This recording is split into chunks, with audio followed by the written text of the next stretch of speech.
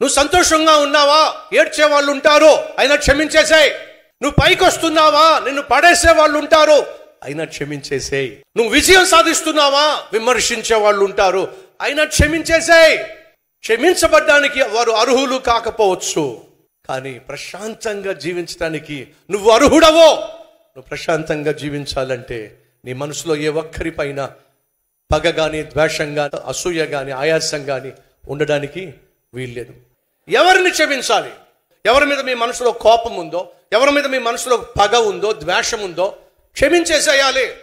హృదయపూర్వకంగా చెప్పగలుగుతా, ఈరోజు వరకు నేను క్షమించని వ్యక్తి అంటూ ఎవరూ లేరండి.